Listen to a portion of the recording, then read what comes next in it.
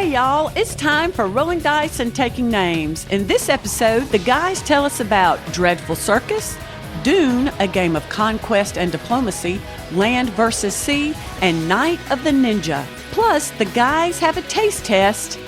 That's not anything new. With Mountain Dew Voodoo. Can they determine what the flavor is? Hello and welcome to another episode of Rolling Dice and Taking Names. This is episode 241, Carnival 9. My name is Marty. I'm Tony. And I'm taking credit for this name. Tony had actually come up with another name for this episode, but we're going to be covering Portal's brand new game, Dreadful Circus. When I think of the art and everything that's on that, I just think of the song Carnival 9. To me, it just fits, which is a very popular song from Emerson, Lake and Palmer. And you can take credit because I had, what was it, Sea and Sand by The Who, because it would cover other games we're going to be talking about. I thought, and I'll have to check this one out when I did, songs that have circus.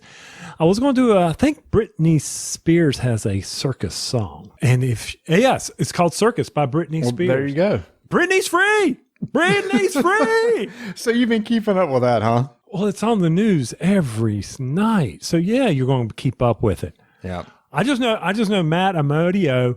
I think I said that name correctly on Jeopardy. He's going for Ken Jennings. He's gotten Holzhauser down. He's got $1.2 million on Jeopardy. Can you imagine that? $1.2 million on Jeopardy. So I was trying to think, does Ken Jennings hold for the most money won or the most games won? To keep from a $5, I definitely know he has the most games won. I can't remember if there's others that have been in money-wise, but it took him forever. Okay, got it. But the guy is amazing with the button. I mean, it's just like his reflexes are, and he's beating everybody. He's got the timing down. I think they're going to call shenanigans eventually and say everybody else's buttons are blocked. I don't know. I think the questions are getting slightly easier too, because I'm getting them. Who's the host now? Mayim Bialik. Oh, yeah. From, she's been from several things, right? But most notably Big Bang Theory, right? Big Bang, Blossom, of course, Yep. Beaches. She does an incredible job. Yep. I'll give her that. She does an amazing job. I love how she interacts with the contestants and things like that, and and she's a neuroscientist. So neuroscientist, I couldn't think of it. I knew she had a degree in a pretty specialized science field, and I was thinking astrophysicist, but I think astrophysicist was the lead guitarist for Queen, Brian May. Yep. If I'm pulling out a group person name before you, yeah, that's pretty good. That's because I'm sitting there, so my mind's already reeling, right? It's like, if it's not astrophysicist, that's $5. So is it really astrophysicist? And all of a sudden, I couldn't think of Brian May. So I don't remember them all. We can go back and watch Bohemian Rhapsody, or you can just go to Google if the internet's working today, which it was down from the day we are recording this on October 4th. And from my standpoint, it's the old person show. Right. We talked about senior moments last time we recorded, and now we're talking about Jeopardy. Blue Bloods came back. CBS is running. And what was it? Oh, Colbert on late night. He actually went after the people who watch CBS. You would have loved it. They put him in a black and white and said, all right, I'm talking to you old people now that are watching CBS. The only people watching his show are old people, so he's just talking directly to his audience. I'm not here to judge. No, I'm just saying that CBS late night is going to be watched probably by, well, I know it is, because if you look it up, it's going to be an older demographic. Young people don't watch late night talk shows anymore. That's not a thing. So nobody's watching it. Nobody's watching any of them. They're on their Twitchers and their TikTokies. Exactly. The ratings are tanking for them. I mean, right now, if you've got infomercials, going at 3 a.m., when is a major network going to? I mean, we already got esports on TBS, so this is normal TV. Esports is on TBS? TBS, I think it's on TBS. Oh, I didn't know that. What esports is on there? I don't know. It just says esports. Oh, interesting. I didn't know that. That's cool. I think it's TBS, not worth $5. I'm not giving out $5 for that. We can't put a qualifier on everything. Yeah, we can. This show does not qualify for $5. The entire show. Entire show, because that's just because we're recording so early, and that's all right. By the way, when Yes. this episode comes out, there was a blatant error in the last episode that I left in there just to see if somebody would catch it. Oh, I think I caught it. Or what was it? Yeah, because they'll be done when this comes out. Right. You left in, I think, the pink Ticket to Ride error. No, that's not it. Okay. Then I glossed over it when I was fast forwarding to find the timestamps. What was the blatant error? I can't remember either. It just left me. See, that's what this show has become. I just remember I just left in one, and I thought I'm just going to leave it in there to see if somebody finds it. So we'll see. Okay. I mean, there's going to be plenty in there, and we've already started out with probably 3 or 4 this today. Oh, easily. Oh, and by the way, also here's another one in case somebody wants to check. The lead guitarist Tom Schultz for Boston, I believe, has a degree in mechanical engineering and worked for Polaroid. That I do know. He worked for Polaroid and helped with the one step. We also know that he was basically Boston. That man is really smart and really talented. The dude made his own amplifiers. Well, so did Brian May. Brian May actually worked on some of his own equipment too and still uses it to this day. There's one particular amplifier. I watched an interview with him recently. There's one particular amplifier that he used in most of his recordings to get that Brian May sound. And did you also know that he played with a metal coin instead of a regular guitar pick, which also has a very distinct sound? I did know that, and I forgot it because I think you've mentioned it maybe 100 episodes ago, because that comes up. Because it's very interesting. It's a very interesting fact. Tom Schultz over Boston, when I flipped it over, when I was first listening, you flipped over the album, which have come back, you'd see all the credits. I was like, what did he not do? Right. And I think he actually recorded in his own basement and everything. So instead of going to a studio, dude had his own recording studio. And that first album, which was huge, was basically their first album. It was just insane how big that one album was. And they never duplicated it. I mean, they were still big after that, but nothing touched the numbers of that first album. Yeah, kind of like Frampton Alive or something. I don't know. Yeah, I never understood that. It was like, I remember growing up, it was like, okay, there's Frampton Alive, but what other songs? Were the songs that he sung on? Were the songs that he sung on Frampton Alive recorded on previous albums, or was the first time you ever heard those songs he did them live? Don't know, don't care, never researched it. Wow, you don't care. I mean, I can understand don't know, but you could at least care a little bit. Okay, I'll care a little bit. But it's not worth me typing in Google to figure this out and go down this rabbit hole. It's like, you got the answer at your fingertip. It's like, it's just not worth my time. It's just not worth me trying to research and rabbit hole, because it will. I will rabbit hole down something else about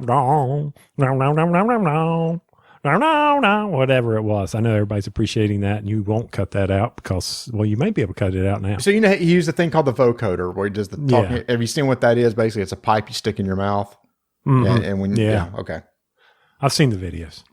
I have done that rabbit hole. Now, and not that we're on music and somehow we squirreled over there. Imagine that.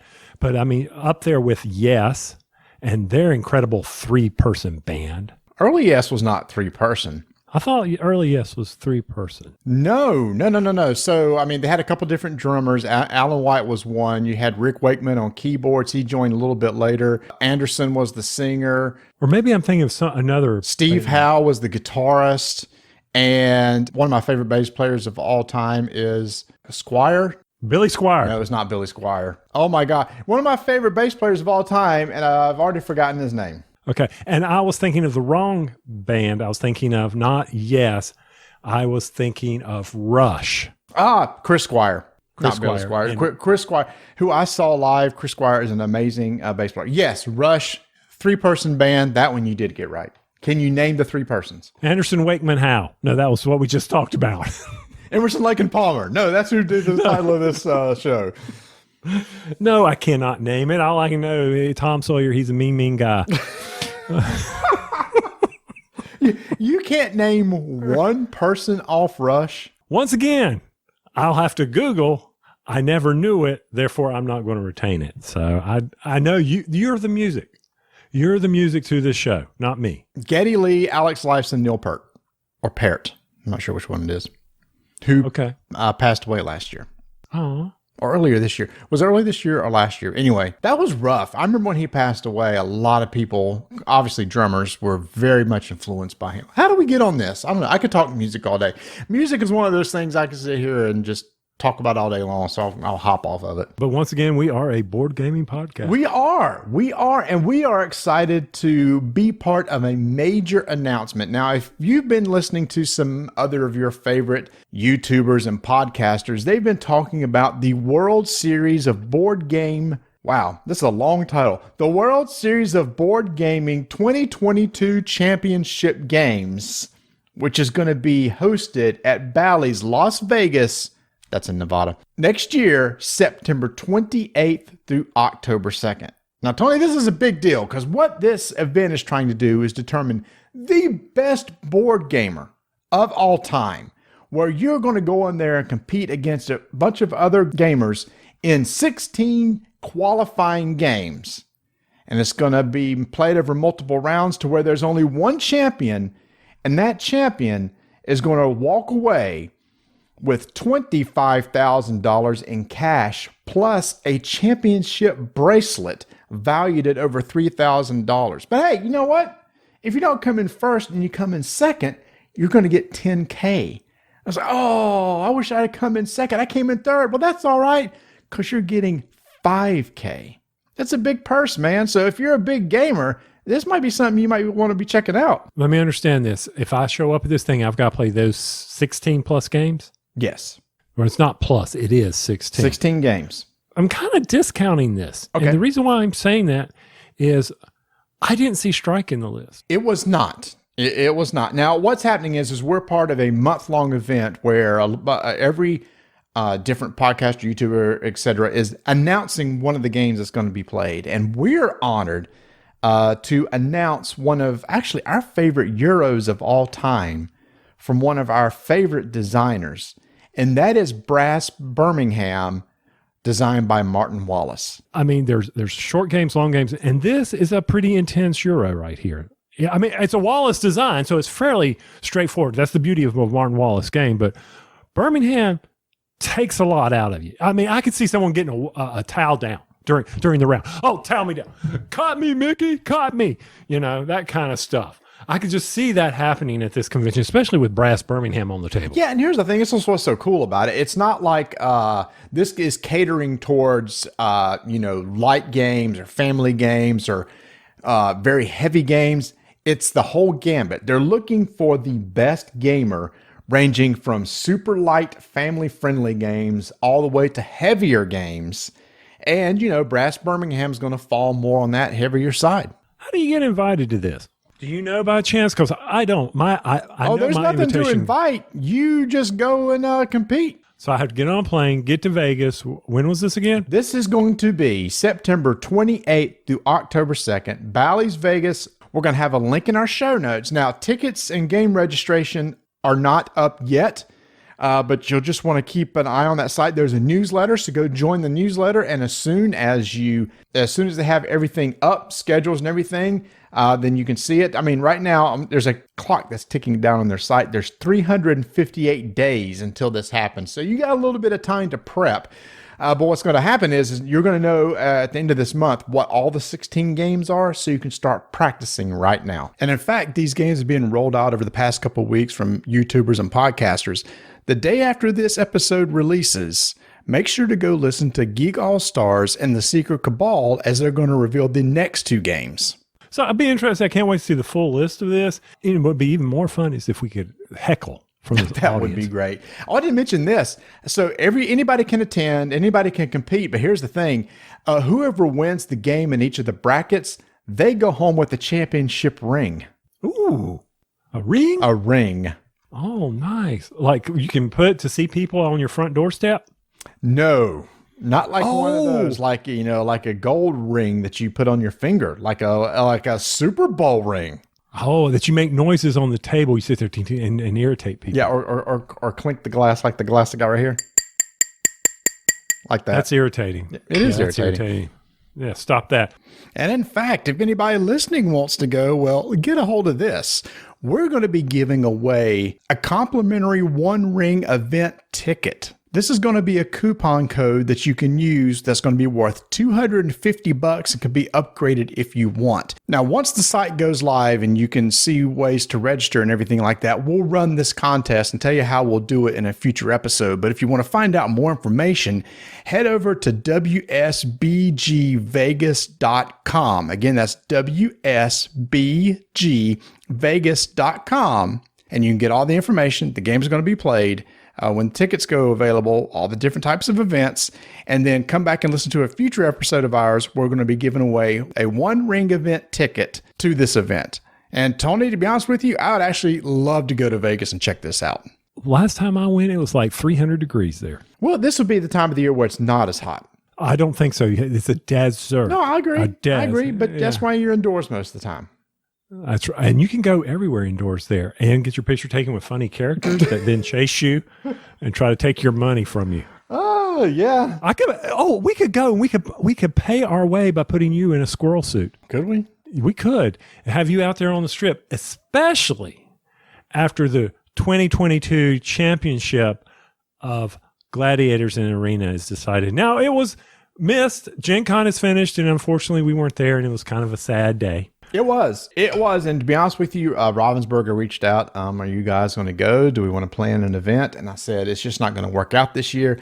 To be honest with you, I don't think it would have been nearly as fun with everything that's going on, restrictions and everything. So let's just hope and pray that next year in August in 2022, things will be back to normal. Ravensburger is behind us 100%, putting on an amazing event. So I cannot wait to see what we come up with. So definitely keep that in mind as you start thinking about what can I do at Gen Con 2022.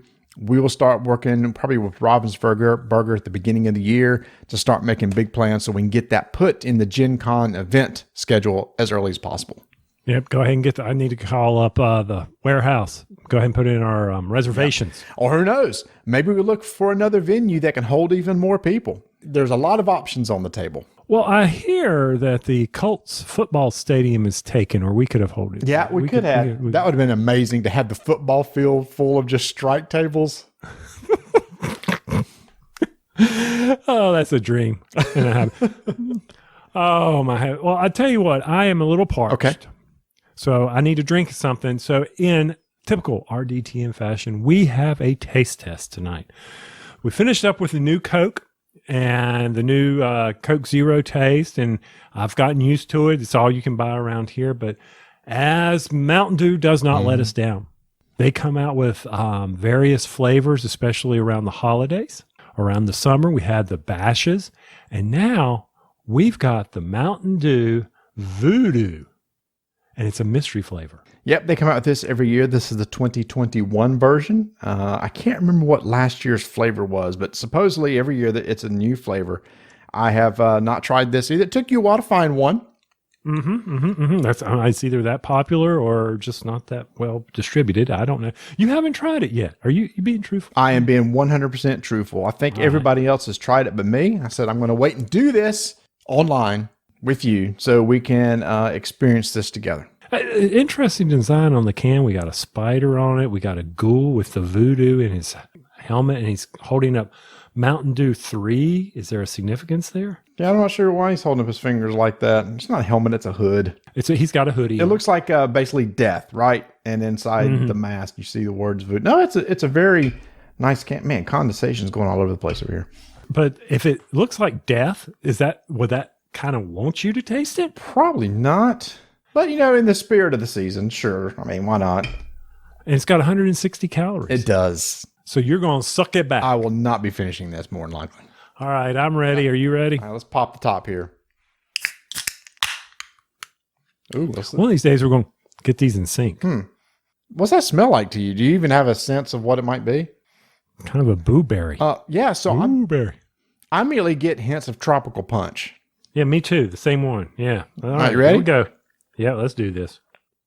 I'm definitely getting tropical punch, something like that. What do you think? Tropical. I wish I still had a tropical punch to compare it to. Got a hint And I don't want to say grape. It's definitely berry. Yeah. I mean, I've seen some reviews of it where people tried to taint me and say it's awful, but I don't think it's awful. What color is it? I don't have anything to pour it into to see. It looks silver. So it's clear? Yep, it's clear. I wonder if Vanessa's tried this yet. Hold on. Let me open the door. Tony, let me ask over here. Hey, Vanessa. Okay. What flavor do you think this is? I couldn't guess. I don't know. Is it like a blackberry? We're guessing tropical punch. I don't know. It is clear. She said she's sensing blackberry. Okay, I don't know that taste. Okay, so she's querying the boys right now, so she'll come and give us a report in just a second. They don't live at home. How is she querying them? Dude, come on. Phone, Snapchat, our family chat on Snapchat. My daughter hasn't responded to a text in 2 days. She said, I ain't got time for you. She ain't got. If you need a lawyer, my daughter will be graduating in a year and is looking for a job. Just saying. Oh, good. I got a traffic ticket. Could I have her look at it? She's in corporate finance. That's fine. I don't care. Just stamp something. It doesn't matter to me. I mean, I don't dislike It's not bad. I think I like this year's better than last year's. I remember last year's I wasn't that crazy about. I mean, it's no fruit punch. The Baja Fruit Blast. That we have. That one I enjoyed that one. I may drink this whole thing. It's not that sweet either. Oh, you will be spinning in your chair. You're not used to that amount of caffeine. I'm not used to that much caffeine. No, all right, so that's the Mountain Dew. So what's it called again? Mountain Dew Voodoo Mystery Flavor 2021. I don't mind it. Don't mind it. I don't mind it either. Oh, something else I tried today, since we're on food, right? So Vanessa and I forgot to take out chicken tonight to thaw out. And we've been tonight was your chicken night too? It was our chicken night. We forgot to take it out to thaw, so we're gonna have it tomorrow. Chicken, cabbage, some other stuff. So I said, "What we want to do?" And she said, "Well, we've been wanting to try the KFC chicken sandwich. Everybody has a chicken sandwich now, right?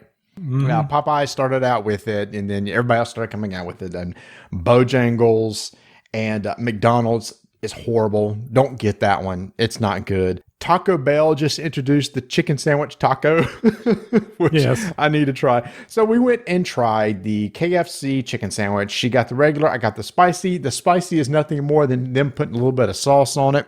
It's fine. It's decent, but I rank it below Popeyes and Bojangles. Where's Chick-fil-A and all that? Okay, so Chick-fil-A has a new chicken sandwich, right? That's not their regular chicken sandwich? Well, they have the spicy and they have the regular. Okay, so then they're just regular sandwich. See, here's the thing. Chick-fil-A is good, but I love that crunch from the Bojangles and the Popeyes. Okay, hold on. We're getting a live update here from Vanessa. No, she is not. She's waving me off. It's just not good. Oh, open the door. Open the door so we can hear you. Come on in here so we can hear you. I'm coming in here. I'm just standing right here. They can't hear you. All right. It's not given an official flavor. It's just saying Voodoo has berry. Berry. Well, we said berry. Yep. You said fruit punch. Well, I know, but we were saying it has some sort of berry flavor, and Tropical Punch has berries. Travis said it's the flavor of lifesavers. So we got Travis said the flavor of lifesavers. Okay, that's very fruity. And no word from Brett. Okay, and Brett's just not going to respond. No, candy flavors is a thing. So here's something else that says... Oh, she's doing all of our research over here, Tony. She's the one Googling for us over here. Okay. All right, here we go. She's found Previous years have included candy corn. Oh, candy corn. That might... hold on. Time out. You're not a big candy corn fan? I was we could talk about the popcorn we had at game night, but I'm not a little bit. Okay. We'll come back to that popcorn because that was amazing stuff. Okay. Another one in the years past has been Fruity Candy Explosion. Fruity Candy Explosion doesn't sound very good. When's the last time you tried it? You want to take a sip of this? I drank 2 of them. I kept it. That girl don't need to worry about no calories. She's good. That's pretty good, isn't it? No, I liked it. I had to keep it under wraps because I tasted it the first night we got it. It's been sitting in there a month. Tony had trouble finding his. He finally got a copy of it. People are guessing Laffy Taffy, Starburst. Wow. So they've been doing this for a while. I guess so. Others liken the flavor to Tropical Punch Kool-Aid. Boom! Wow. No, Those are all guesses. This is way more information about Mountain Dew flavors than probably Some people even are care saying about. Sweet tarts. We'll just have to wait until Halloween night for the big mystery to be resolved. That's when Mountain Dew reveals the flavor. Boom! All right, everybody, we have something to do on Halloween night. So gather around the wet YouTubes or the webs, and we're going to see what the final reveal is for this year's Mountain Dew flavor.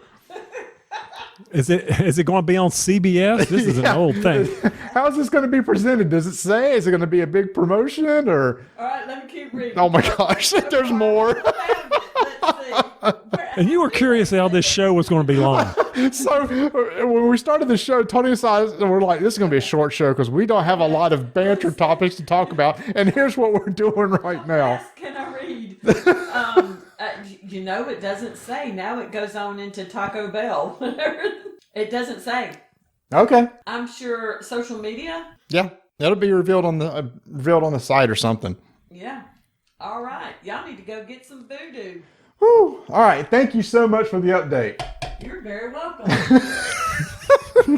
Now I'm going to go eat some M&M's candy corn and peanuts. Oh yes, our Halloween mix of M&M's, candy corn, and peanuts. It's a tradition here. October 1st, we went to Sam's. We got a big amounts of each of the three, and we mix them all together and been enjoying them. And our goal is to make sure that we never have to go buy any more. That will last us the entire month. When the boys are here, that does not happen. I'm sure it doesn't. Them some big boys you got there. Now, so that candy corn is where I picked candy corn popcorn I got it at Sam's. Oh man, that stuff was good. And it was sweet too, boy. It was sweet. It was sweet, but it was good. It kept us awake during game night. Had sugar everywhere. Oh, wow. People are like, oh my gosh, I cannot believe we spent 10 to 15 minutes on Mountain Dew. I know. It'd be like talking about lawn care maintenance. That's and RDTN. Stuff like that. Yeah, basically we had a spot for lawn care, but we talked right over it. So we're going to have to move on to something else now. Well, we're just going to keep moving on. Let's just close it out real quick on some of the things that are going on in Discord. We are helping people with their lawn care maintenance on how high you should be cutting your grass in the fall. And then we also got some other items going on with Name That Bit. We helped somebody locate some bits that were gone astray. Yep. People jumped in on that. That looked awesome. I do read. I don't post very much over on our Discord channel. We do have a manga book club. We've met once and we picked the next book. I can't find it. And I'm encouraging people, for those who found it, just meet without me. Just go on, tell me what the next book is. So that's fun. Everybody's getting manga, reading it, and getting together and discussing it, which is a lot of fun. So we're doing a lot of different things on Discord. We're looking at some other things. Ben, our event coordinator, was talking to some people and came up with a great idea that we're kind of tossing around right now, looking at doing some different things maybe in the future. So please go join our Discord channel. You can find the links on our webpage and come out and hang out with us. And one thing that we're doing, we're bringing back this year, is our Secret Squirrel, or what we commonly people know as Secret Santa. We're going to be doing that again this year. We've already got it set up. You need to respond and accept by November 1st. And at that point, names will be drawn, and then you're supposed to have your gift shipped by the end of November. And people brought up an idea, and we'll see if we could do it if people want to, is don't open your gift until we can have a night that we can get together, and we're going to get together in Discord, and each of us will open our gifts and see what we got. So they will wrap it for you on Amazon, and that is how I'll be using the Amazon for. So I got to sign up. I appreciate you giving me an extra time to look into that. Need to get that done, and I got to come up with some ideas. Yep. That's a nice thing about the site that we're using. Is like Elfster, where you can have a wish list. So if you want to, you can include links from Miniature Market, or you include links from Amazon. A lot of people do it that way. So you can go out there and give items for your wish list. We're putting a spending limit of $50. I know that sounds like a lot, but nowadays one game will cost $50 or more depending on what game you go and get. So to join us, we just cranked it up, and we're probably already over 20 people right now easily just within a day or so. So it's a lot. Everybody's joining every day. So come hang out with us. And that'll be fun for those who can get together, and we'll open the stuff and talk about what we got. And for those of you who are waiting for us to start talking about games so you can stop your exercising, we're going to go over there and do that now. But we extended this out just to make sure that you are ready for Thanksgiving. So here we go. Let's go get some game talk on.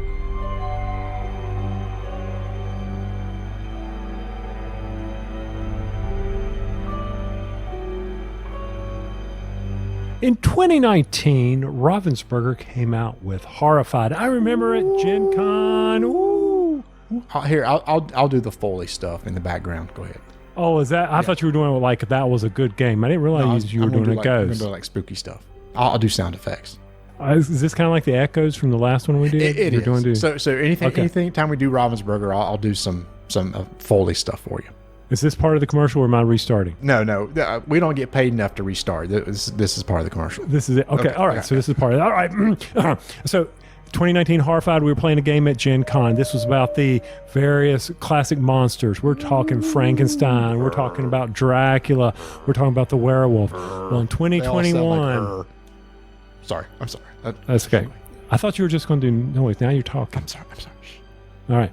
So in 2021, they are releasing Horrified, the American Monsters. Dun, dun, dun. It's a standalone game, a co-op where you are facing off against some of the classic American monsters from Universal Monsters. We're talking Bigfoot. We're talking the Mothman. Okay, I want to hear this sound effect. The Jersey Devil. Wow. All monsters sound like that. So Okay. Chupacabra. I don't even know what that is, so I'll assume it's And the Banshee of the Badlands. It's Banshee's a little higher. A little higher. Okay. And the Ozark Howler. Oh, I like how you did that. You did a howl. Yeah, Very good. thank you, Okay. thank you. Hey, we just want to make sure they get their money's worth here, Tony. So I'm pulling all the tricks out of my bag over here. Okay. I appreciate that. Maybe if we charge more for commercial, we get a sound effect machine. They're going to want a refund. That's what's going to happen. Are you going to pay us, boys? So classic. I loved Horrified, trying to defeat the monsters. I cannot wait to get this one on the table in 2021. You can pick it up at Miniature Market. The more creatures that are in the game, the harder it is. You are trying to defeat them. So be sure to check it out. Ravensburger, Horrified American Monsters.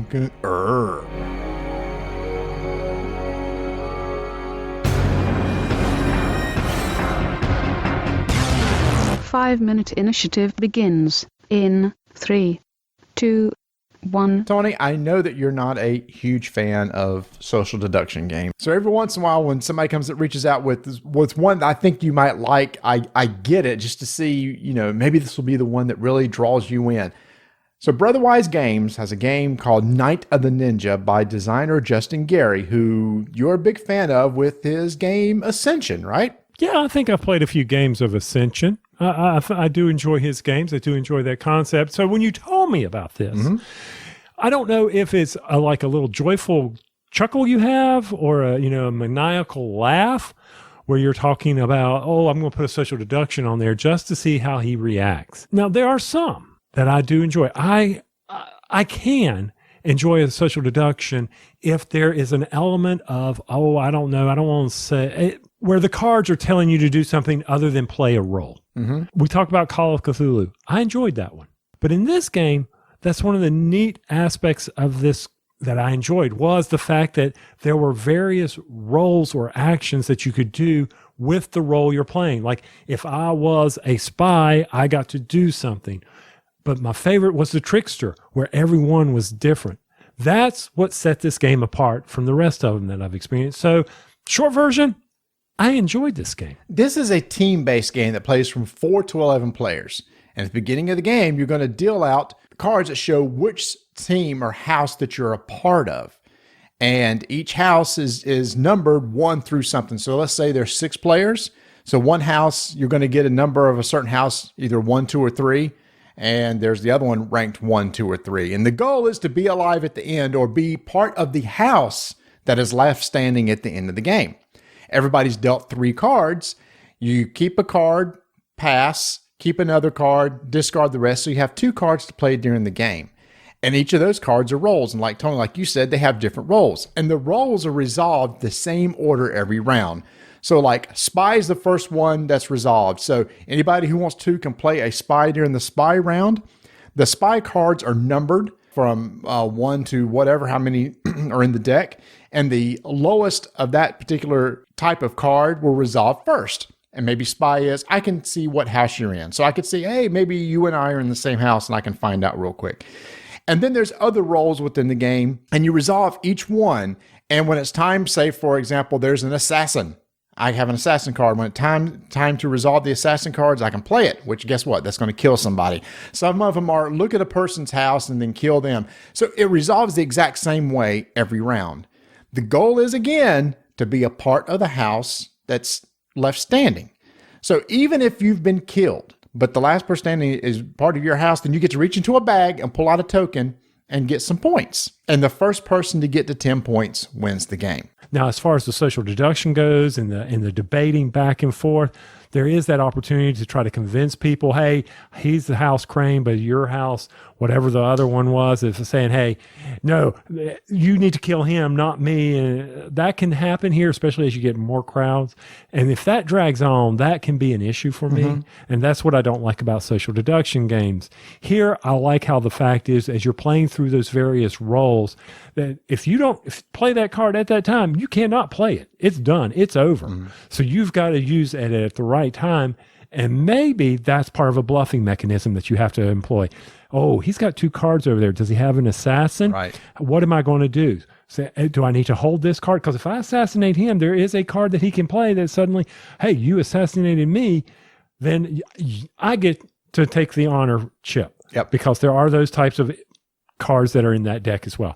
So I enjoyed that. And at the end of the game, if both houses are standing, then you add up the cards of each house that are left still alive, and the house with the highest value is the one that actually wins. So the resolving who wins is very simple. Again, it's kind of a co-op-y game, but in the end, there can only be one winner. So that's the thing too. Yeah, there's only one samurai. That's right. There can be only one. So Night of the Ninja, it plays fast. I mean, they list the time at 15 to 30 minutes. We played with 4. I think it would be more fun with 6 to 8. I believe that 4 is the lowest count. I believe more would be interesting for our barbecue. It'd be one of those fun games to pull out. Again, supporting that many people, it's very easy. Resolve 2 cards, resolve the same way every time. The cards are very easy to read. Even the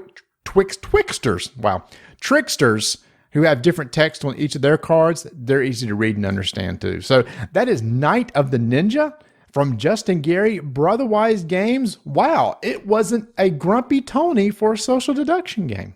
That should carry its weight in gold right there. 5-minute initiative is complete.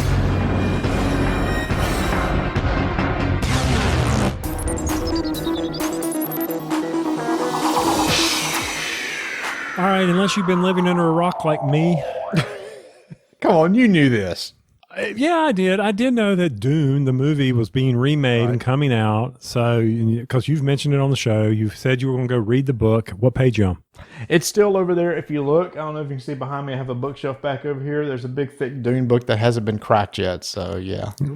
Okay, so you haven't read anything about it. So the movie's coming out. So a lot of games are coming out with Dune. Portal's got one, but we recently got to play would you call it the re-imaged game from Gale Force 9, Dune, a game of conquest and diplomacy. It's streamlined version of the classic Dune. That's game. exactly how I would say it. Is that what you would say? Yeah, because the classic Dune game has been around for years. Gale Force 9 reprinted it, and this is a massive game that takes, a while to play with a lot of different factions. There's a lot of interaction and diplomacy and stuff going on, and what they've done is they've taken a lot of those similar mechanics, streamlined it down to a 2 to 4 player game that plays in 20 to 60 minutes. It's all about the spice. It's all about the spice, baby. I mean, everything in Dune's all about spice. You're going to be playing as one of 4 factions. And the goal is have control of 3 strongholds by the end of the 3rd round, 4th, or 5th round. And if nobody has control of 3 strongholds, then whoever has the most spice wins.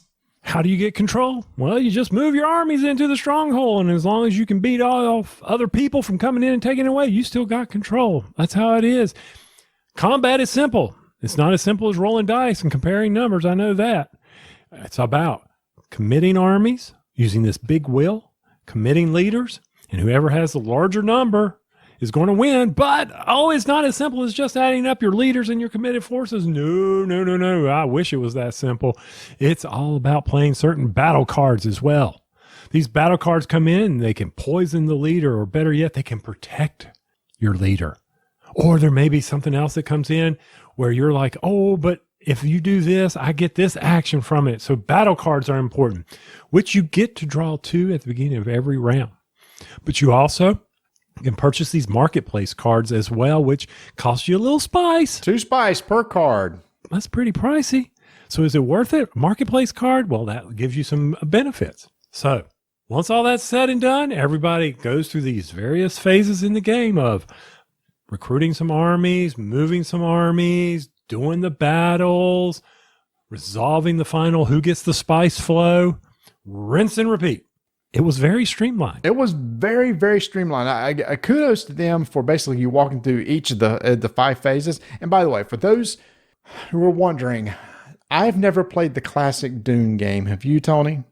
Never played the classic. Now, we played with Mark, who has played the classic, and he was telling us a little bit of the differences. One is there's only 4 factions in here, and he said these 4 factions are probably your more basic. And God, I'm going to probably mispronounce these. And I just saw the trailer for it, and I forgot how they said it. So there's House Atreides, the Freeman, the Harkonnen, and the Imperium. Man, you butchered that Imperium. That one was tough. Yeah, I know.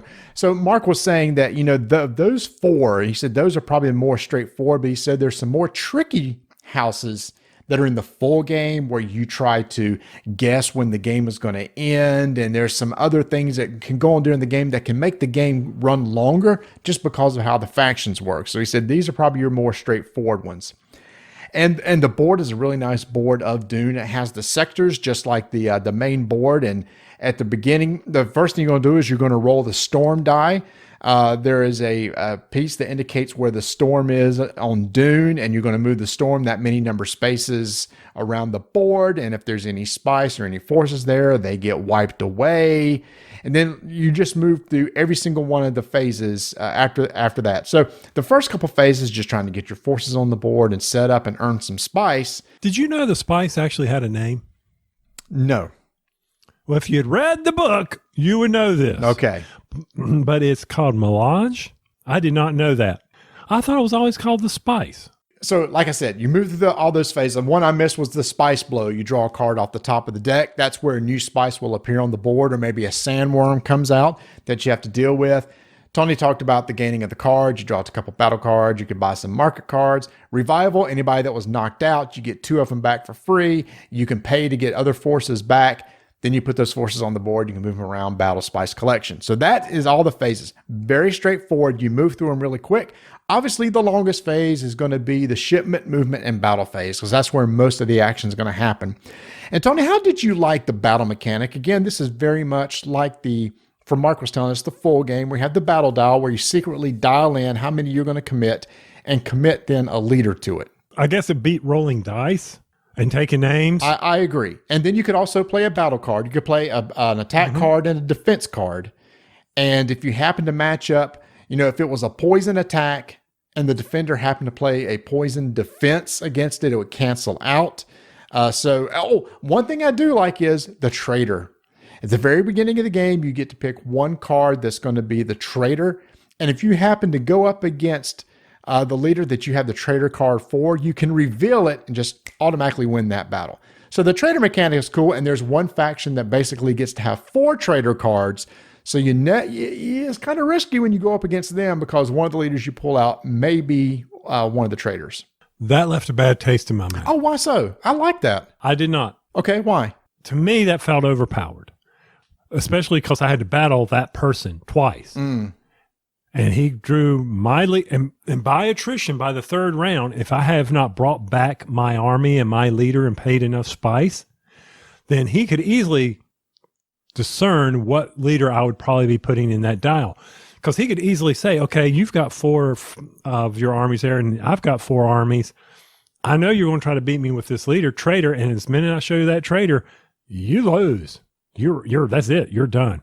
And it felt kind of wonky to me, but that's but then again, I mean, it was at the end of it was in the third round. Here I am in the stronghold with him. I'm the only person in there, which was a mistake by myself because there's only 2 people can be there.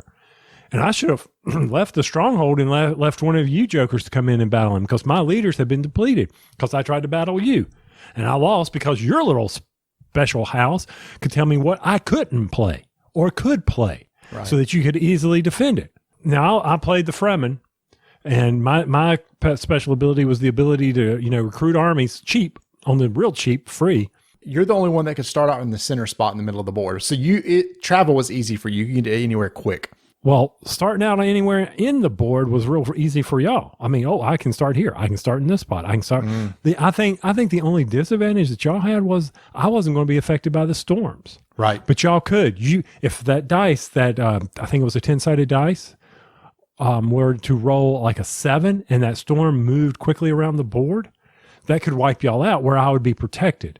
On our game, it didn't move. It moved 1. It moved 1. I was like, really? It's an 8-sided die, but yes. It's 8-sided die. Okay. So I was like, man, this sucks. Wasn't happy. I was a little grumpy.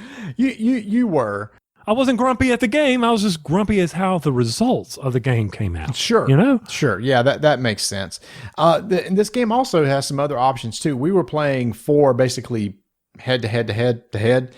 You could ally 2-player games where you have 2 players versus 2 players. If you want to, it tells you how to set all that stuff up. You can just do 2-player games only, and it tells you how to set that up. So there are multiple ways to play the game. Not having ever played the original. So I did talk to some other people. I was talking to Joel Eddy from Drive Through Games, and I said, what's some other differences with this? He said, well, one was during the gain cards, you just paid 2 and drew a market card off the deck. He was saying there's an auction phase during this where you can be able to buy cards from the market. So he said that would make the game a little bit longer.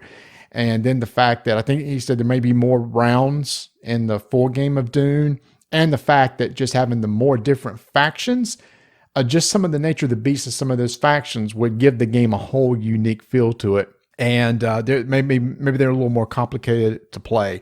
But I think the goal of this was, I like Dune. I like a lot of the mechanics of Dune, but I don't have a time to play the full game. So this gives me the feel of Dune in 60 minutes or less. Definitely. In ours, it was like 15. Wasn't that short.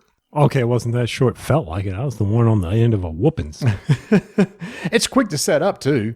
Just here's your forces, and let's set up the board, and we're kind of good to go.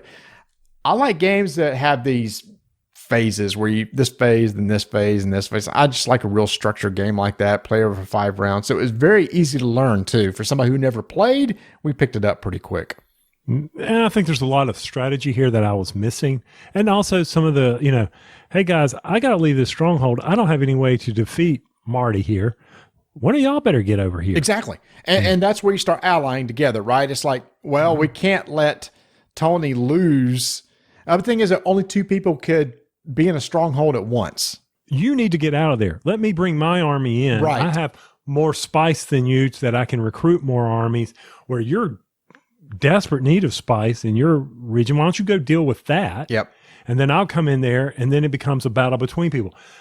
My problem was I was sitting there trying to control the strongholds as quickly as I could, and that was detrimental, especially when y'all could teleport into the strongholds. I was like, what kind of crap is this?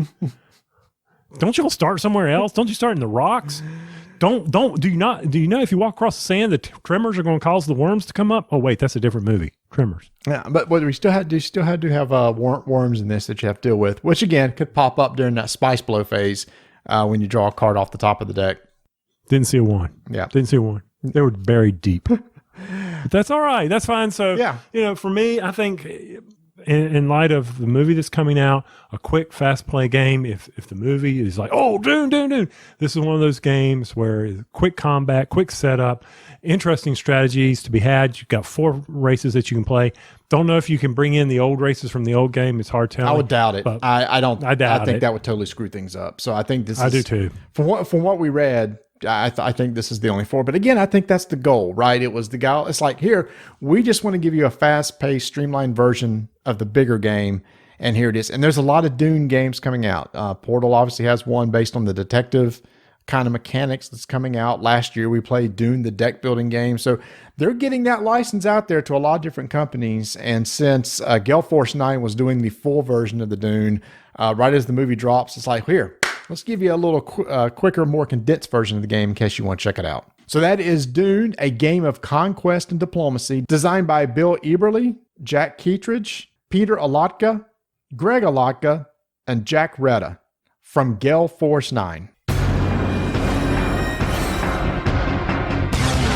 5-minute initiative begins in 3, 2, 1. So from last year, I had a game of the year from Good Games Publishing. Guildmaster. And Marty said, we got another game from him.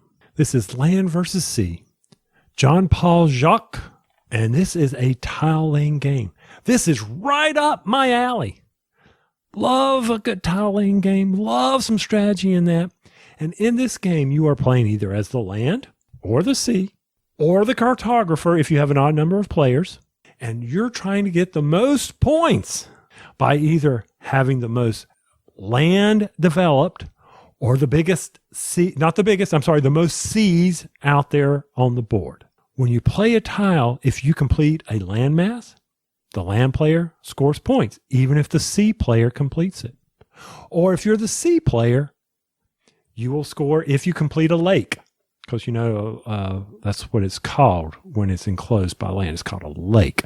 Now, an ocean, that's not really enclosed, so an ocean won't score you any points. A sea's enclosed too. A sea is enclosed if there's an ocean next to it. It's got Well, I know the Black Sea is enclosed. the Dead Sea's enclosed. The Dead Sea's enclosed. So with that, you're trying to place tiles. And the most ingenious thing about this game for me, Marty, is that the fact that the tiles are dual. They have an image on the front and an image on the back, and they differ. And they're hex shaped. When I draw it off the top, I'm going to see what's on top. When I play a tile, I can then draw a tile. But I get to see that one, and then I can flip it over and see what's on the bottom. But you, as the other player, do not get to see that. Mm-hmm. So for me, I love a simple tile laying game.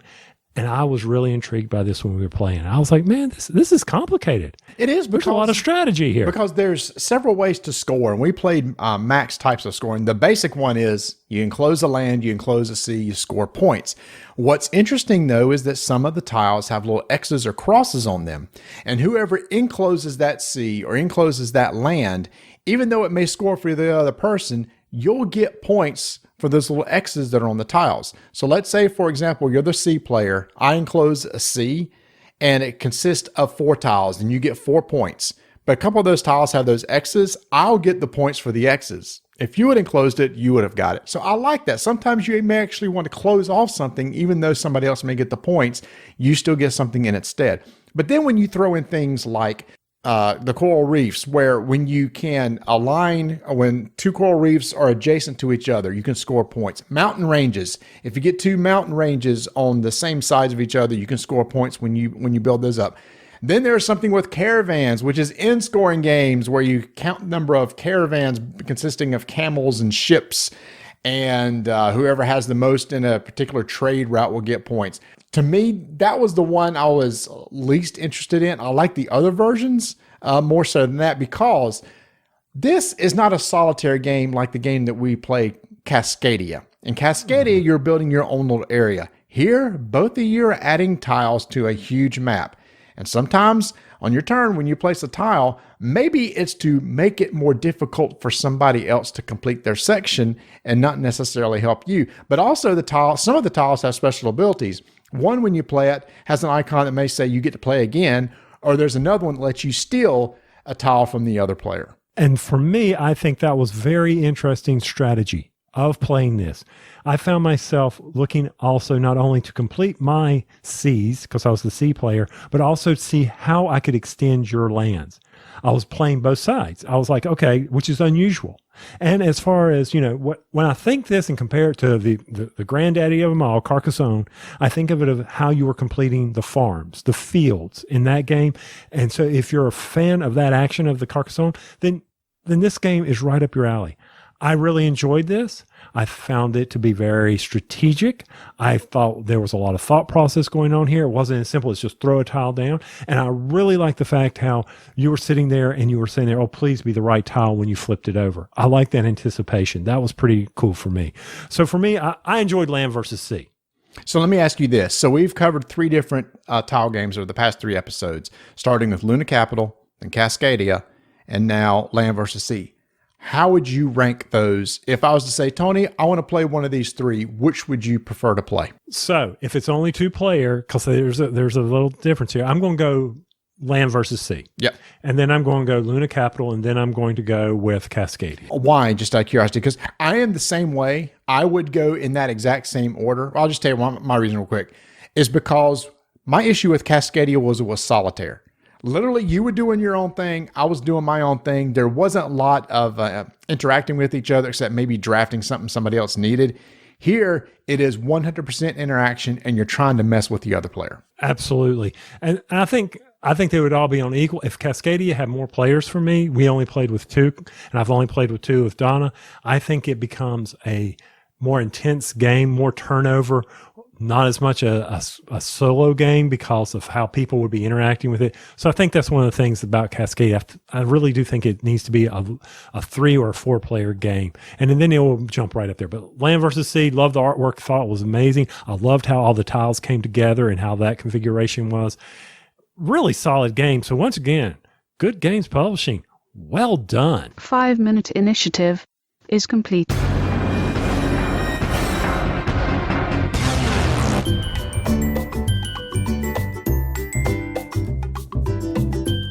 Tell you, there has been a company that we have been playing games ever since we've started this show, and that is HABA. Now, HABA is known, obviously, for their family games and their kid games, and recently they've been doing games that, a little more in-depth, like The Key, that we really enjoyed. However, with Christmas and the holidays right around the corner, if you've got young kids, you need to go check out some amazing games that HABA has, like Rhino Hero, Animal Upon Animal, and toddler games like my very first game, First Orchard. You want to get your kids into board games. Not only are they educational, but they learn rules and how to follow rules. And there's different types of games that can maybe take shapes and colors and everything. And it's just a great way to get them into the hobby. And we used HABA Games very early on with our kids. And now all of a sudden they're playing Magic and miniature games and everything like that. And here's the thing. We all know the issues we're having with shipping and everything like that. So you want to make sure to order these games right now. And these games are available in some big stores like Target. There's a bunch of different HABA games out there. If you want some more specialized games, you can head out to their website, habausa.com. If you're outside the country, just go do a quick search for HABA, where you can order them from a country that's local to you. Again, HABA is known for their amazing family and children's games, and you want to order them now to make sure you get them in time for the holidays. So for classic HABA games, head over to habausa.com.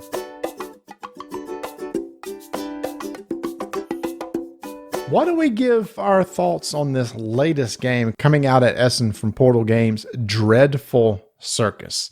This is from designer Bruno Fedudi. And I must admit, Tony, everybody I think read the rules before we sat down at the table. We played 4 players. Now, this does require 4 to 8 players. This is one of those that we kind of had to schedule to get 4 players together. It plays quick. It's a 30 to 40 minute game. But we did get 4 people together. And when you read the rules, well, let me just jump to the end. The very end, you got to get points, right? It's all about collecting points. The idea is that you're on a circus. You're trying to fulfill contracts by going to different cities, and these little contracts are represented by tokens. Your goal is to get as many different these token contracts as possible, which will score you points. And there's also just money that you get from running your circus that also scores you points. So that's kind of the end goal. But how that is done is On my turn, I put a card on the table. Everybody else has a chance to bid on that card. You have these little, they're called wagons. They're little boxes that everybody secretly takes either some contracts or some money and puts it into this box and presents it. Then the person who played the card can accept the offer or not. So I can like take Tony's box and go, well, let me see if I want to accept your offer. I look at it. I go, I think one of the other two may do better, and I give it back to you. And once I've turned down an offer, I can no longer accept that offer.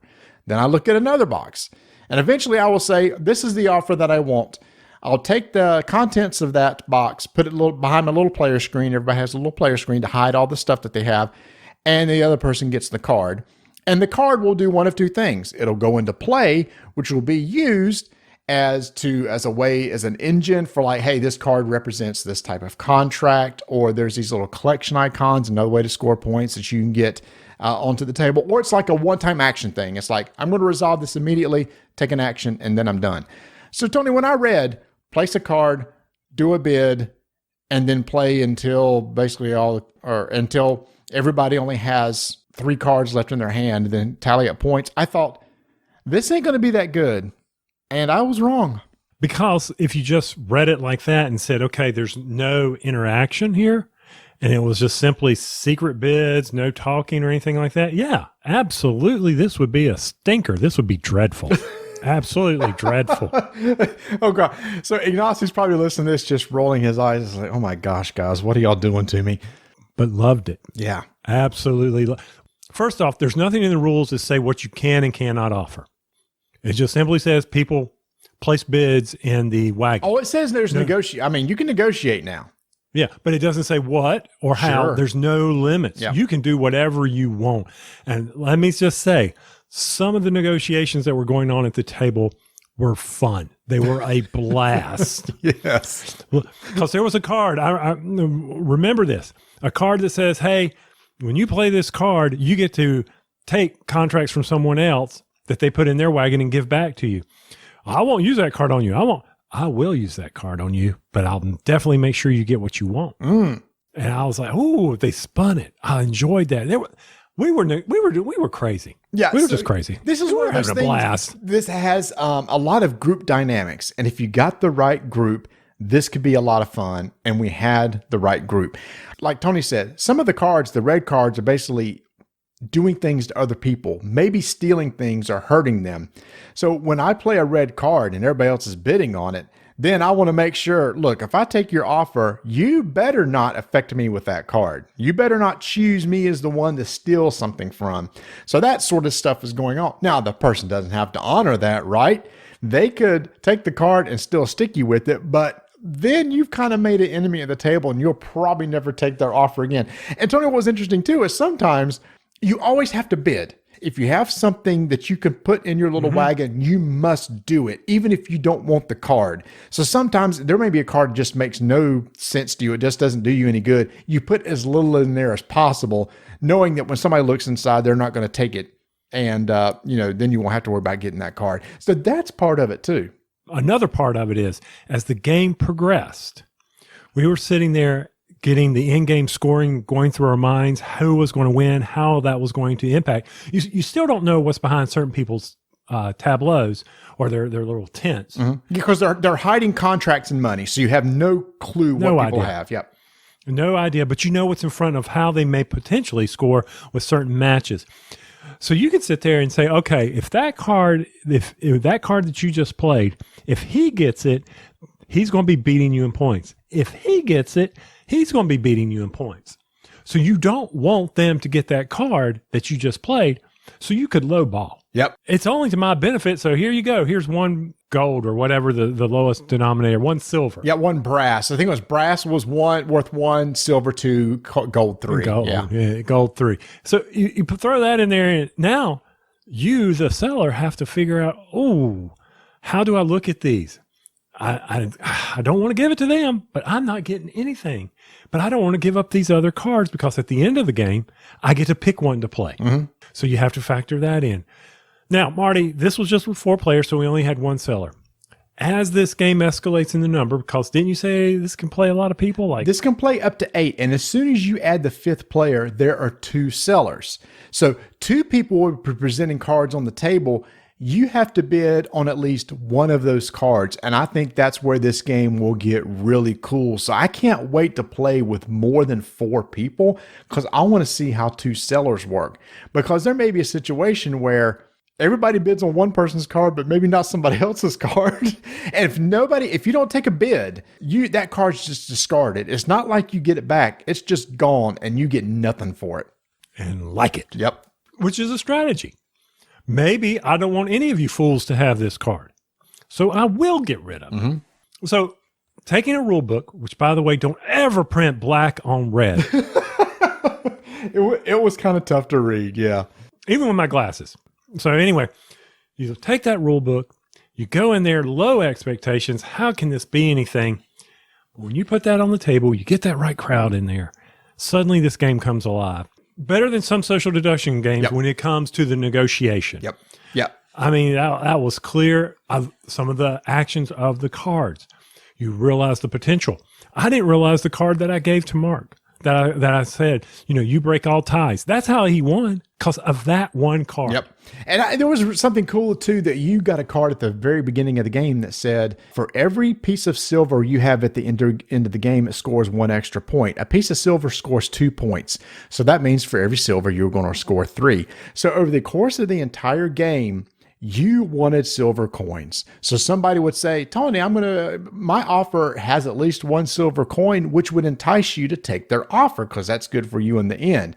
The very last card I played was pick somebody to take all of their silver coins and put them into their wagon, and you can steal up to 4. So now Bert and Mark were paying high dollar or really wanting that card because they knew you had tons of silver coins behind your screen. That's right. But there's no way to manufacture money. You start with a set amount. Right. A lot going on here. Ignacy, bravo. Well, put on the top hat. Bruno designed it, and Ignacy was smart enough to publish it. Okay, that's fair. So basically, he's the ringmaster. There you go. Ignacy's over there, and he's bringing out his big act with Dreadful Circus here. Yeah. Now, the art, by the way, we didn't mention this. The art and graphic design of the card are so good. They're so playful. Dreadful Circus. When you imagine, there's a big eyeball in the front and everything. The art just matches the theme perfectly because, lots of times circuses are kind of used in like horror type flicks and stuff. And that's what this has a sense of. It's like weird, macabre. What do they call the circus acts? The bearded ladies, they were freaks. The circus freaks and stuff like that on the cards and everything. So the art is just really, really good. Again, all of us read the rules and went, I put down a card and y'all place a bid and I take one. Okay. And we walked away that night. All 4 of us said, that was the hit of the night by far. So that is Dreadful Circus from Portal Games, designer Bruno Feduti. Wow, this is good, y'all. I'm serious. You got the right group. You're going to have a lot of fun with this 30 to 40 minute game.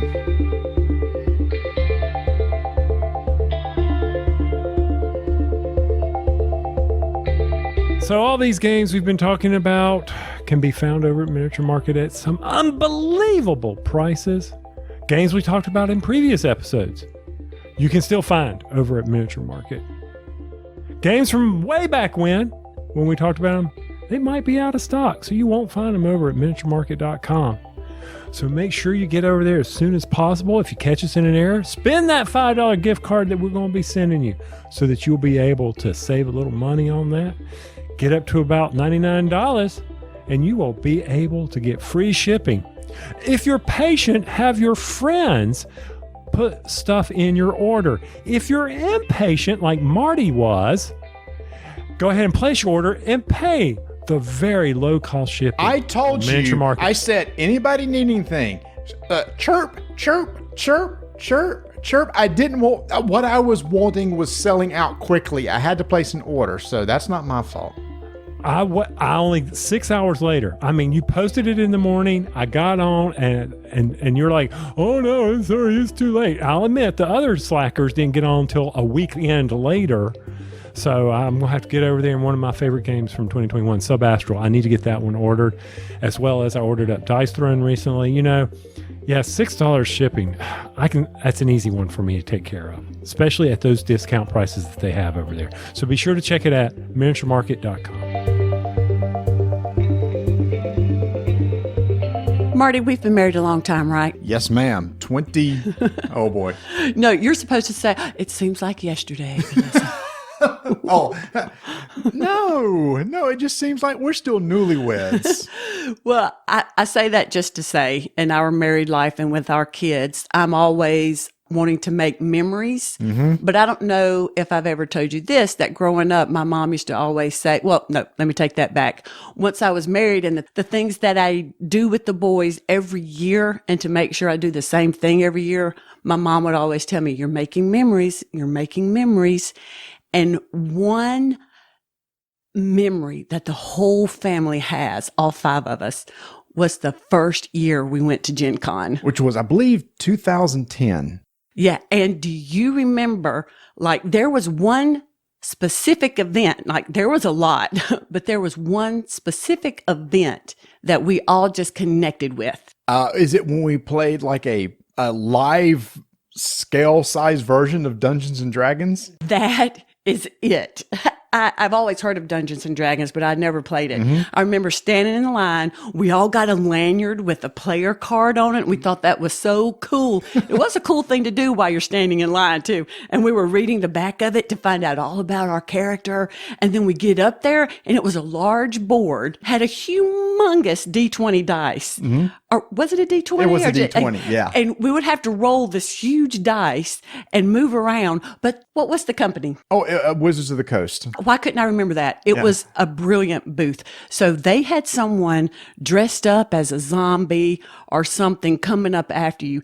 And we were so scared, we were going to roll the wrong number and the zombie was going to come up and get us because he would.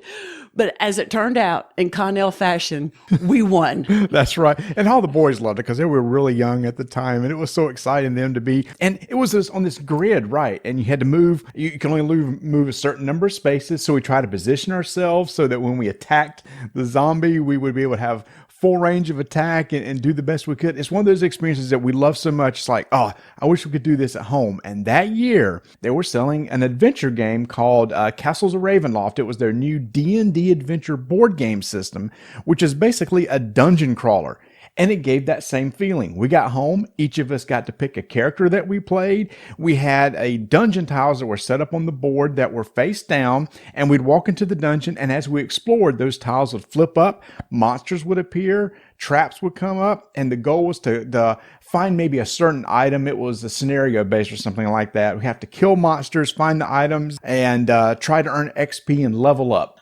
And I remember when we brought the game home and played it, and we played it a lot, we had that same feeling. We got to hurry up and get out of here. He's right behind us. He's going to get us. But I also remember at Gen Con, we tore open that box and explored every little piece, every little miniature, every card, every aspect of it. And we thoroughly enjoyed playing that game. It was such a good family game. Like you said, we never played D&D, so it kind of introduced us to that world of classes of wizards and clerics and rogues and fighters and rangers. And also to cosplay, because I love the picture so much that I wanted to dress like that and wear like feather earrings. I remember I bought some feather earrings because I liked it so much. But I have to say that time went on and it is now 2021. Oh, it is. The kids. It is no longer 2010. The kids have grown up. We are now empty nesters. We are. But you know what? Sometimes, especially in October, I go downstairs to the basement and I feel like something is coming up behind me and going to get me. Well, that's because we have this freaky skeleton, mannequin woman downstairs dressed up. And we're not kidding, y'all. We have a full-size mannequin that's dressed up in this. It's a woman in this long black. It is a beautiful black cosplay outfit that I bought, but I look like Mary Todd wearing it, so it went on the mannequin.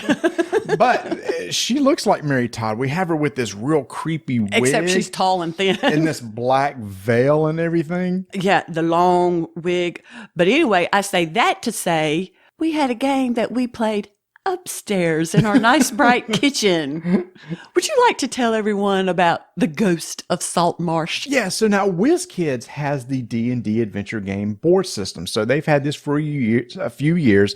They've come out with some new base games, and this is an expansion that can be used with any base game. So we went back and used this game with our original one that we bought in 2010. They tweaked the rules just a little bit. And I like that you can play it with something that is already in existence and that we happen to have. So we didn't have to get anything new in order to open this up. And Right. And right in the front of the rules, they said this is an expansion. We're giving you brand new monsters, brand new tiles, new scenarios, and a new campaign. You just need to have components such as hero figures, relevant cards, and some other tokens like HP tokens, wound tokens, etc. So if you got that, you're good to go. And in this game, you are in Saltmarsh, which is a very popular area in D&D. And you're playing through a campaign. And we got the scenarios that we play were very interesting in that Castles of Ravenloft were always dungeon crawlers, meaning we had to explore the dungeon and flip over tiles to reveal them. In a scenario here, the tiles are already flipped over. Your goal is it's not spoiling anything. In the first scenario, monsters on the board. There are townsfolk around. You need to save the townsfolk from the monsters. And on your turn, well, number one, you're going to pick one of those characters to play, one of those set characters. One thing I always liked is you get to look through their spells and pick which ones you want to use. Yeah. So every time you play, you could use different spells to make yourself feel unique. Some are spells you use all the time. Some are you just use once, etc. They might be able to flipped over. But on your turn, you can either move, attack, or attack and move. Really straightforward. unless you have a character that lets you do a little more. That's true.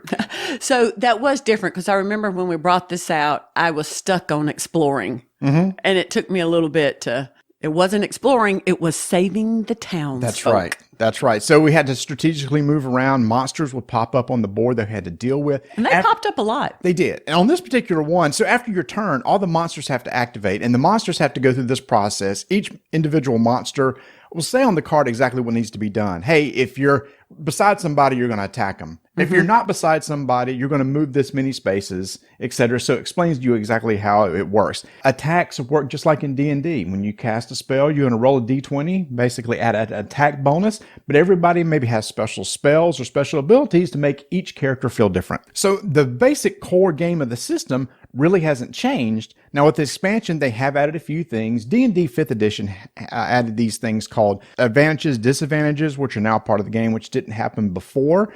Also, in the game that we play, when you rolled a natural D20, you could spend XP in order to level up, flip your card over, become level 2. Here, it's you earn gold, and in between scenarios, you get to go to town. And if you have enough gold, you can level up to level 2. You have equipment you can sell. You can get other equipment like that. So then it feels more like a role-playing game. Yes, yeah. And that's the great thing about role-playing games is that your character evolves. They get better over time, right? I mean, you can swap out equipment and everything like that. And what's cool is as you find things, like I said, town actions is what they're called now in between scenarios. You can go in there, you can sell the items that you found while you were searching, through the dungeon, etc. You can buy items from the market. There's a display of treasure cards. You might want to pick up something new. You can level up and make your character more powerful. And the goal is you don't have to. You can but just play each individual scenario, but not as a campaign. But I think the beauty of this is being able to play through a campaign and have your character grow like in a role-playing game. Well, since we are empty nesters, and after we played the game, I think I was too tired to go to town. So we didn't. We didn't.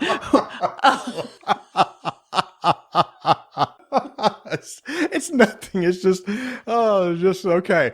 Back on target. So I will say, still, I think that if you have younger kids who've never played D&D or maybe role-playing games are too much for them, I think these adventure board game systems are still a good way to introduce them to D&D mechanics. Absolutely. I 100% agree.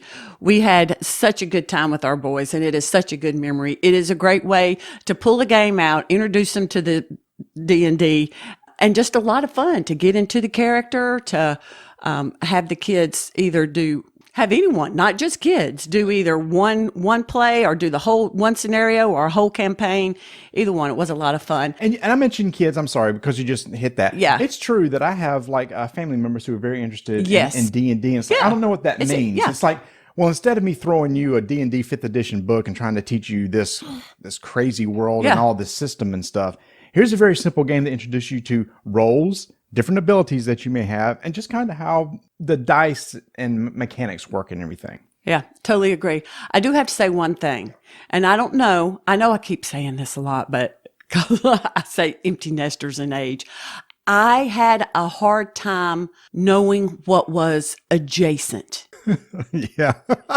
She's looking at these wild eyes like, you know what I'm talking about, right? Well, it seems like I remember with Castle Ravenloft, the tiles were like, it was like a clearly drawn square. I see what you're and saying. Yeah. I see what you're saying because in this expansion, so there's tiles and there's spaces. A tile is made up of spaces, but there were some big pieces of the map that were made up of multiple tiles. So when they were the small tiles, you could see where they fit together very well. And here the lines between what would be tiles on those larger map pieces were kind of hard to see. Yeah. I see what you're saying. And also I will say too that there are a lot of dungeon crawlers out there. It has become a very popular genre. Gloomhaven's one of the biggest, well-known, biggest selling of all time. So they've all kind of changed over the years. This game, and I remember this from the original game too, the monster activation can be just like, we got to go through these steps again because they have to move, and if they attack, they tag. The fun stuff is when you get to act. Resolving the monsters, if there's a lot of monsters on the board, can seem like it kind of slows down the rhythm a little bit. But once you learn the monsters, you don't have to refer to the cards anymore. I started remembering, okay, I know what this monster is going to do, I know what this monster is going to do, and I can move through it pretty quickly. So you do have to learn that part and have to kind of get through that. Yeah. Well, and it didn't deter from the game. I just remember asking you, Is it adjacent? because I was ready to kill them all. That's right. When it says within 3 spaces or whatever, I was ready to. Oh, that's right. So here's the thing.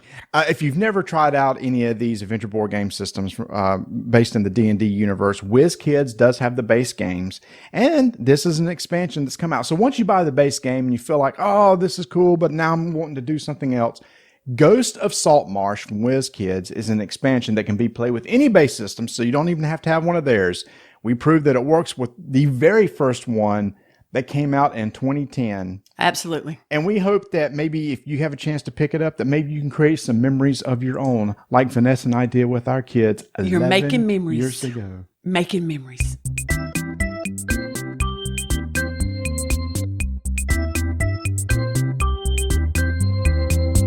All right, y'all. You just heard about Dreadful Circus. It's coming out at Essen, or came out at Essen. I think Essen's already over by the time this airs. So go get a copy of Dreadful Circus. Look, we liked it, okay? He didn't pay us to say we liked it. We actually liked it.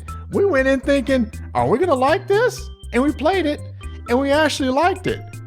And if you listen to us later, or now, or before, I don't know when this part commercial is going to be in the episode, but at some point in time, you have heard or will hear how we like Dreadful Circus from Portal Games. Oh, so good. And we have Dune that we're talking about in this episode, and also they have a Dune themed game based on the detective series.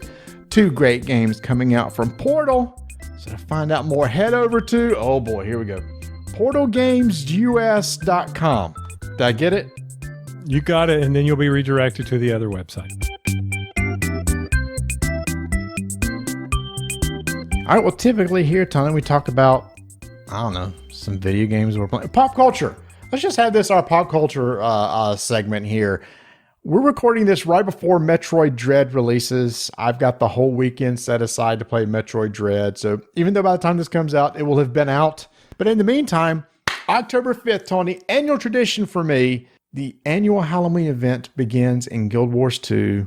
And I will be out there playing a game against Mad King Thorn, which I like to do every year. And I have done every year since, 2008 or so, when Guild Wars 1 came out. I remember being online for that and having to mimic him and dance with him, and then you get rewarded with stuff.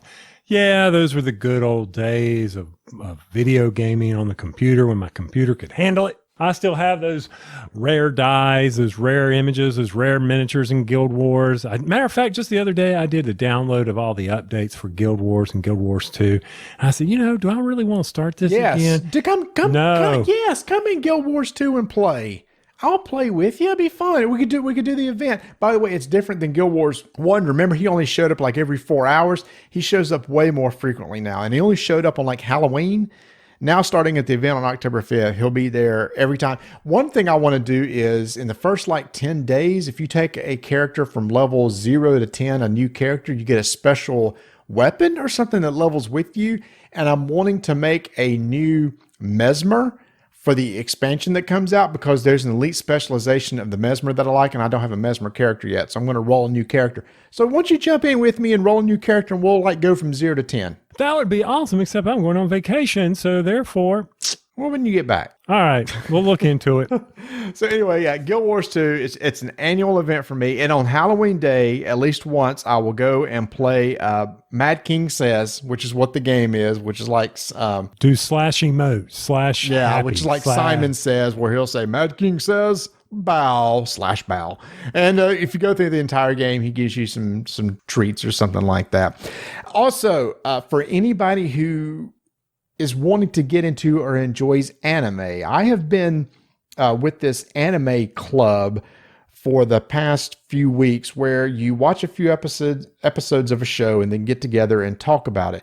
And the first one that I sat down and watched with them was Vinland Saga. Now, I know some anime is hard to get into, Tony. Some of it's kind of out there, bizarre, some of the wild animations and everything. Vinland Saga is an historical with fictional characters. So it's based in the time of the Vikings, and everything that's happening is historically correct. It's just that the characters that you're learning about and following are fictional. And it is on Amazon Prime, and it's only 24 episodes. Those are some really, really good episodes of TV. The animation is good. It is a really good story. So if anybody's wanting to, I want to check out something anime, but not something that's really bizarre, this is good because it's not bizarre. It's not supernatural. There's not magic going on. It just tells the story of a few Vikings during the time as they were trying to conquer and defeat England. Oh, so this is going to play right in. See, look at you playing right into what I'm doing right now in Assassin's Creed. There you go. See, I was setting you up. So yeah, you're playing Assassin's Creed Valhalla. So you could totally get into Vinland Saga. Okay. Right now I'm in a dream state in Assassin's Creed Valhalla where I am in Asgard and I had to defeat, spoiler alert, I had to beat a big, I can't say it pronounced, the Jortans or I don't know. I'm in this mode now where I'm just collecting stuff. So it's kind of the graphics are amazing. Mm-hmm. Amazing. I'm enjoying it. I met Thor and Freya and Loki, and you're playing as Odin, and I'm just like, okay, this is in Tyr. And I was like, okay, this is really cool. I had to rush across the Rainbow Bridge of Asgard. Great song. The booming. Yeah. How old was that? That was in the 70s. Did it come out in the 60s maybe? I don't know, but that was bad animation back then, but it was between that and Dr. Banner. But once again, we squirrel away, but that's all right. I'm still having fun in Valhalla. I need to finish what I'm doing 1966. I thought they were very, very old. Wow. We just watched them in the 70s. I will check this out. I got to finish on Amazon Prime, The Vikings. I'm like 3 episodes left in finishing up that whole series. And I just have not sat down and committed, what would it be, 45, 90, 135 minutes to it, because I think they're 45-minute episodes. I just need to finish that up. I really enjoyed that segment. But, new fall TV season has started. The DVR is loading up. CBS is churning out some big old hits. Oh, can't wait. That's funny. But you'd be proud of me. What's that? I am watching Lasso. Yeah, that's good. We watched, again, I'm watching it with Vanessa again. We watched episode 7 tonight. Okay. Yeah, it's a good show. I'm also keeping up with What We Do in the Shadows, which is my favorite comedy that's out right now. It's on FX. God, so funny. I'm not keeping up with a lot of other TV series. Well, of course, Great British Bake Off that started. I know you got that. I know. I haven't gotten to the 12th season yet. We're watching them in series. I'm sorry, but that's all right. I will eventually get there, and then we can talk about it. That's right. I mean, you'll eventually catch up to where you're actually watching them in real time, or with the latest season.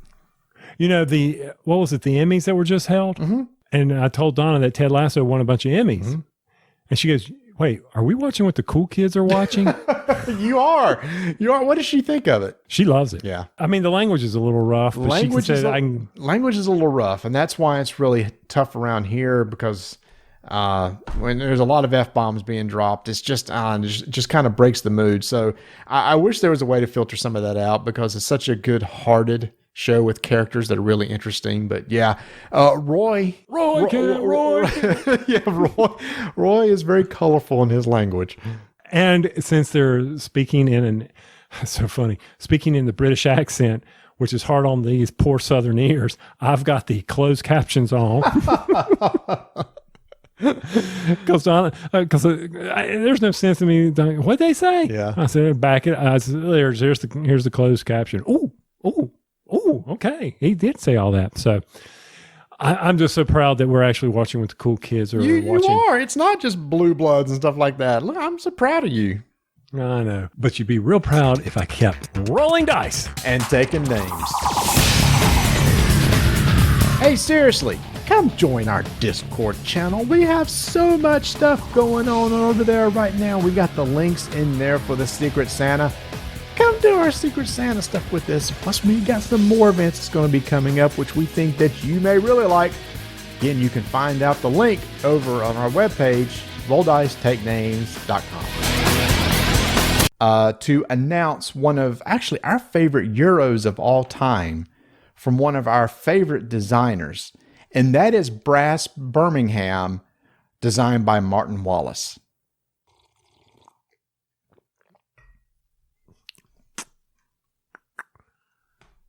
You've got nothing to say after that. Just like, it's like, yeah, that's a great Well, game. that's a great You said game. it. It's You know, okay. It's like, ooh, that sounds interesting. Maybe, ooh. Okay. All right. Ooh, that's cool. Or we could just sit here in awkward silence, whatever you want to do. But it's not one of my favorites.